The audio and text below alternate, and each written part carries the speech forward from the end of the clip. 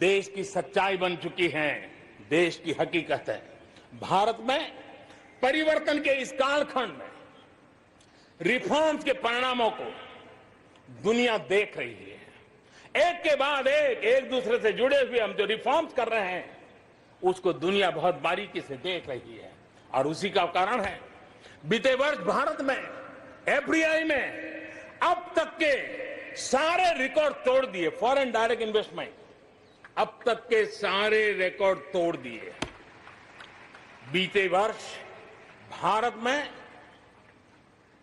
FDI में 18% की वृद्धि हुई है, बढ़ोतरी हुई है और इसलिए कोरोना काल में भी दुनिया की बड़ी बड़ी कंपनियां भारत की ओर रुख ले रही हैं। ये विश्वास ऐसे ही पैदा नहीं हुआ है, ऐसे ही दुनिया मोहित नहीं हुई है। इसके लिए भारत ने अपनी नीतियों पर, भारत ने अपने लोकतंत्र पर, भारत ने अपनी अर्थव्यवस्था की बुनियाद की मजबूती पर जो काम किए हैं उसने ये विश्वास जगाया है। दुनिया भर के अनेक बिजनेस भारत को सप्लाई चेन के केंद्र के रूप में आज देख रहे हैं। अब हमें मेक इन इंडिया के साथ साथ मेक फॉर वर्ल्ड ये मंत्र को लेकर के भी हमें आगे बढ़ना है। 130 करोड़ देशवासियों का सामर्थ्य, जब एक ही समय में, जरा याद कीजिए पिछले कुछ दिन, और 130 करोड़ देशवासियों के सामर्थ्य के लिए गर्व कीजिए।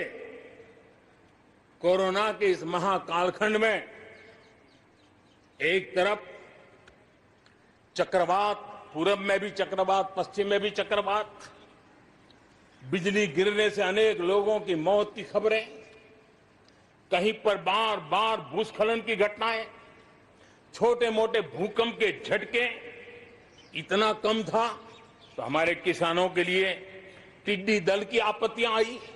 न जाने एक साथ एक के बाद एक मुसीबतों का अंबार लग गया, लेकिन उसके बावजूद भी देश जरा भी अपना विश्वास नहीं खोया। देश आत्मविश्वास के साथ आगे बढ़ता जाया गया। देशवासियों के जीवन को, देश की अर्थव्यवस्था को कोरोना के प्रभाव से जल्दी बाहर निकालना आज हमारी प्राथमिकता है। इसमें अहम भूमिका रहेगी नेशनल इंफ्रास्ट्रक्चर पाइपलाइन प्रोजेक्ट की। इस पर 110 लाख करोड़, उससे भी ज्यादा खर्च किए जाएंगे। इसके लिए अलग अलग सेक्टर्स में लगभग 7,000 प्रोजेक्ट्स की पहचान कर ली गई है। इससे देश के ओवरऑल इंफ्रास्ट्रक्चर डेवलपमेंट को एक नई दिशा भी मिलेगी, एक नई गति भी मिलेगी। और इससे हमेशा कहा जाता है ऐसे संकट की घड़ी में जितना ज्यादा इंफ्रास्ट्रक्चर को बल दिया जाए ताकि आर्थिक गतिविधि बढ़ती है, लोगों को रोजगार मिलता है, काम मिलता है, उसके जुड़े हुए कई काम एक साथ चल जाते हैं। छोटे बड़े उद्योग, किसान, हर मध्यम वर्ग को इसका बहुत लाभ होता है। और आज मैं एक बात स्मरण करना चाहता हूं, जब अटल बिहारी वाजपेयी हमारे देश के प्रधानमंत्री थे, तब उन्होंने स्वर्णिम चतुर्भुज की एक बहुत बड़ी दूरगामी असर पैदा करने वाली योजना को प्रारंभ किया था और देश के रोड नेटवर्क के इंफ्रास्ट्रक्चर को नेक्स्ट जनरेशन पर ले गए थे। आज भी वो स्वर्णिम चतुर्भुज की तरफ देश बड़े गर्व से देख रहा है। हाँ, हमारा हिंदुस्तान बदल रहा है, देख रहा है। मेरे प्यारे देशवासियों, अटल जी ने अपने समय में एक काम किया, लेकिन अब हमें उसे आगे ले जाना है, हमें नई ओर ले जाना है। और अब हम साइलोज में नहीं चल सकते।